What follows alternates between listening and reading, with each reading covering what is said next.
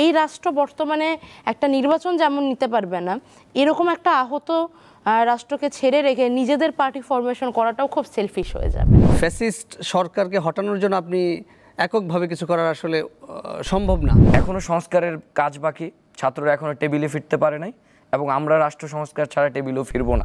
সাইদ, আপনার কাছে এটি প্রশ্ন করতে চাই, যেটি নিয়ে আপনাদের সমন্বয়কদের কয়েকজন কয়েক রকম মন্তব্য করেছেন, আবার আন্তর্জাতিক একটি গণমাধ্যমেও বলেছেন। আপনারা তো এখন নতুন বাংলাদেশেই রয়েছেন, আপনারা কি রাজনীতিতে আসছেন কিনা? মানুষের চাহিদা বা মানুষের কোনো কিছু সরকারের কাছ থেকে আদায় করার প্রক্রিয়াটাই তো রাজনীতি। তো আমরা এখন যারা আন্দোলন করেছি, একটা দেশ, একটা শেকড় গাড়া ফ্যাসিস্ট রেজিমকে হটিয়েছি, একটা অন্তর্বর্তীকালীন সরকার এখন দায়িত্ব পালন করছেন, ছাত্ররা এখনও মাঠে আছে।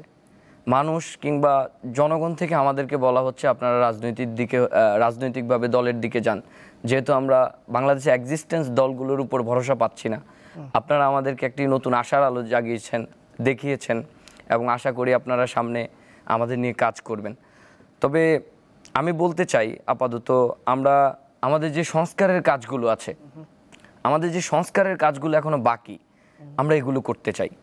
সময়ের প্রয়োজনে, সময়ের দাবিতে যদি আমাদের প্রয়োজন হয় যে আমরা একটি দলের দিকে যাব, পার্টির দিকে যাব, এদেশের জনগণের দাবি দাওয়া আদায় চাহিদা পূরণ করার লক্ষ্যে আমাদের যদি প্রয়োজন হয়, তাহলে সেটা আমাদের যারা সিনিয়র আছেন তারা ভাববেন।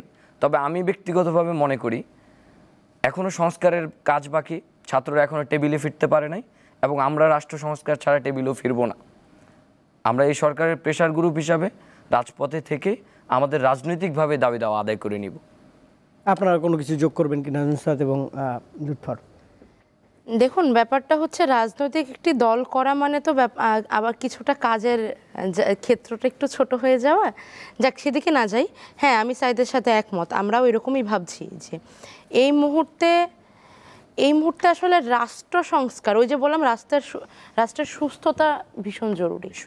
এই রাষ্ট্র বর্তমানে একটা নির্বাচন যেমন নিতে পারবে না, এরকম একটা আহত রাষ্ট্রকে ছেড়ে রেখে নিজেদের পার্টি ফরমেশন করাটাও খুব সেলফিশ হয়ে যাবে।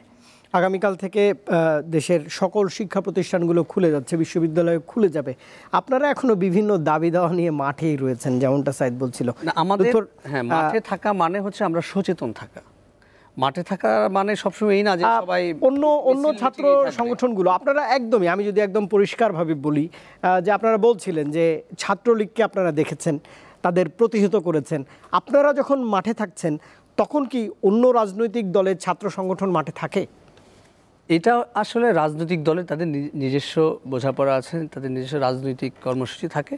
তো আমি থাকবার সুযোগ পাবে কি? হ্যাঁ, যেহেতু আন্দোলনটা বৈষম্য বিরোধী ছাত্র আন্দোলনের ব্যানারে হয়েছে, এটা একটা জেনারেল ব্যানার ছিল, যেখানে দলমত নির্বিশেষেই অংশগ্রহণ করেছে। আমি বলবো না যে অমুক দল ছিল না, এটা আসলে বলার সুযোগ নাই। কারণ ফ্যাসিস্ট সরকারকে হটানোর জন্য আপনি এককভাবে কিছু করার আসলে সম্ভব না। তারা যেই ভয়াবহ দানব রূপে ছিল, তো সেই জায়গা থেকে আমি মনে করি সকল দলের সকল মানুষই ছিল, ফ্যাসিবাদ বিরোধী যারা ছিল সবাই ঐক্যবদ্ধভাবেই সাধারণ ছাত্রদের ব্যানারে এসে কাজ করেছে। এবং এটা ঐক্যবদ্ধ না হলে, কারণ তারা তো এই দেশের জনগণের বাইরে না, তারা তো এই দেশেরই জনগণ। যখন এই দেশের স্বার্থের জন্য আন্দোলন হচ্ছে তখন তো তারা থাকবেই স্বাভাবিকভাবে। তো আমি মনে করি এই আন্দোলনে দলমত নির্বিশেষেই মানুষ অংশগ্রহণ করেছিল বলেই আন্দোলন সফল হয়েছে এবং আগামী তো তারা থাকতে পারবে। আমি এটা আসলে ক্যাম্পাসগুলোতে বৈষম্য বিরোধী ছাত্র আন্দোলন তো কোনো রাজনৈতিক ব্যানারে এখানে আমরা এই ব্যানারটার, আপনি যেটা বলছেন আমি মনে করি আপনি বলছেন যে তারা ক্যাম্পাসে রাজনৈতিক পরিচয় থাকতে পারবে কিনা, এটা সহাবস্থান করতে হবে। হ্যাঁ, তারা যদি বৈধ ছাত্র, যারা ক্যাম্পাসের বৈধ ছাত্র হলে সে হলে থাকবে, সহাবস্থান তো অবশ্যই করবে। সহাবস্থান বলতে রাজনৈতিক সহাবস্থান যদি বুঝিয়ে থাকেন তাহলে তো সেটা ক্যাম্পাস সংস্কারের উপরে নির্ভর করবে।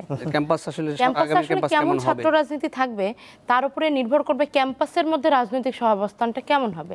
আর যদি বলেন যে বাইরে রাজনৈতিক সহাবস্থান কেমন হবে, আমরা তো চাচ্ছি সহাবস্থান, আমরা তো এটা চেয়েই এসেছি যেন সকল বিশ্বাসের, সকল রাজনৈতিক মতের মানুষ। আপনারা বড়